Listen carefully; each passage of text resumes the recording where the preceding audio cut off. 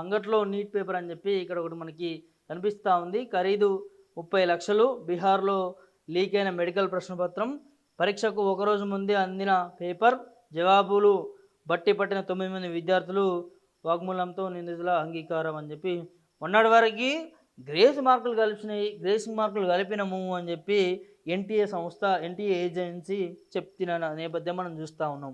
మరి ఇలా క్లియర్ కట్గా బీహార్కి సంబంధించిన 9 మంది విద్యార్థులు ఏం జరిగింది, అక్కడ క్వశ్చన్ పేపర్ని కొనుక్కొని ఒక్క పేపర్కి 30 లక్షలు అమ్ముకున్నారట. అంటే పేపర్ ఖరీదు 30 లక్షలు పెట్టి కొనుక్కొని నీట్ పరీక్షకి హాజరయ్యి ఆ ప్రశ్న పత్రాలని ఏదైతే ముందుగానే వాళ్ళకి లీక్ చేసుకున్న నేపథ్యంలో దాన్ని బట్టి పోయి రాయడం వల్లనే ఇలా 600 ఏదైతే 67 మందికి 720 మార్కులకి 720 మార్కులు రావడం ప్రధాన కారణం. మనం దీన్ని చూస్తూ ఉన్నాం. దీన్ని కప్పిపుచ్చేందుకే, ఇది బయటికి రాకూడదని ఇలా ఎన్టీఏ ఏజెన్సీ ఏం చెప్తా ఉంది, దాన్ని గ్రేస్ మార్కులు కలిసినాయి వారికి, గ్రేస్ మార్కులు కలిసిన వారికి మళ్ళీ ఎగ్జామ్ నిర్వహిస్తాము, మళ్ళీ ఎగ్జామ్ పెడతాము అని చెప్పి ప్రభుత్వం పైన అన్ని రాష్ట్రాల నుంచి వ్యతిరేకత, ఎన్టీఎస్ ఏజెన్సీ పైన వ్యతిరేకత రావడం వల్లనే ఇవాళ గ్రేస్ మార్కుల పైన స్పందించింది. ఇంతకుముందేమో గ్రేస్ మార్కులు గడవడం వల్లనే వారికి అంత మార్కులు వచ్చినాయని చెప్పి ఎన్టీఏ ఏజెన్సీ చెప్పింది. దాని తర్వాత వ్యతిరేకత తీసుకురాగానే, దాని మీద వాస్తవాలు చెప్పగానే అన్ని రాష్ట్రాలు దాని మీద తిరగబడంగానే గ్రేస్ మార్కులు కాదు, గ్రేస్ మార్కులు తీసేసి గ్రేస్ మార్కులు ఆడైన వాళ్ళకి ఎగ్జామ్ నిర్వహిస్తామని చెప్పింది. మరి ఇవాళ ఏం జరుగుతూ ఉంది, క్వశ్చన్ పేపర్ని అమ్మడం జరిగింది. అంటే మనం యూపీఎస్సీ తర్వాత అత్యున్నత స్థాయిలో ఈ నీట్ ఎగ్జామ్ చూస్తాం. అలాంటి నీట్ ఎగ్జామ్ని ఇలా ఇంత సులువుగా 30 లక్షలకు పేపర్ అమ్ముకోవడం అనేది ఎన్టీఏ ఏజెన్సీ దీనికి సమాధానం చెప్పాలి. ఇంతకుముందు ఎగ్జామ్ నిర్వహించకముందే ఈ పేపర్ లీక్ అయింది అని చెప్పి దాదాపు విద్యార్థులు కోర్టులో కూడా పిటిషన్లు దాఖలు చేసిన నేపథ్యం మనం చూసినాం. వారిపైన కూడా 30 మందిని పోలీసులు అరెస్ట్ చేసినారు విచారణ కోసము. కానీ ఇప్పటి వరకు కూడా దానిపైన ఒక స్పష్టత రాలేదు. దాన్ని పక్కకు పెట్టేసారు.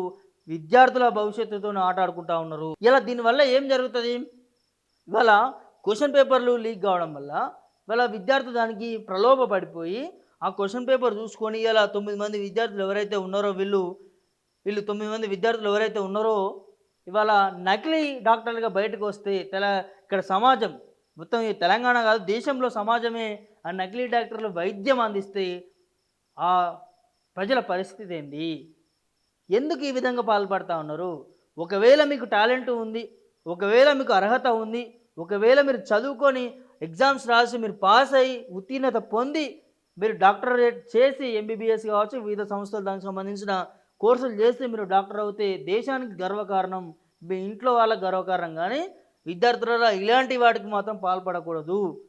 ఇవాళ మీరు కళ్ళు మూసుకొని మేము చేసేది తప్పేం కాదు, ఎవరు చూస్తలేరు అని అనుకోవచ్చు. కానీ తప్పు ఏనాడైనా ఖచ్చితంగా తెలిసే అంశం ఉంటుంది. ఖచ్చితంగా ఏదో విధంగా పాపం చేసినోడు పాడుగాక తప్పదు.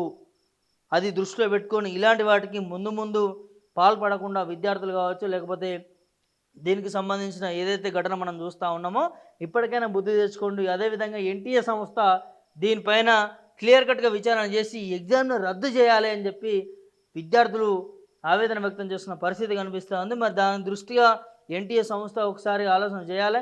ఇవాళ పేపర్ లీక్ అయినోడు ఎగ్జామ్ రాస్తే వాడు పాస్ అయ్యి వాడు మెరిట్ ర్యాంక్ కొట్టుకొని పోతా ఉన్నాడు. మరి ఇలా పేద విద్యార్థుల పరిస్థితి ఏంది? వాడు పాపం కష్టపడి వెళ్ళక ఇంట్లో పరిస్థితులు అర్థం చేసుకొని కోచింగ్లు తీసుకొని లక్షలు పెట్టి అప్పులు తెచ్చి పెట్టుకొని ఇలా నీట్ పరీక్ష రాయడానికని పోయి రాసి వస్తే ఇలాంటి పరిస్థితులు బయటపడితే వాళ్ళ పరిస్థితి ఏంది?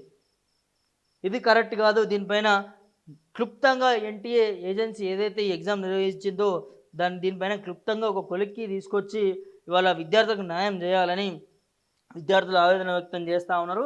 దాని దిశగానే ఎన్టీఏ ఏజెన్సీ ముందుకు సాగితే మంచిది.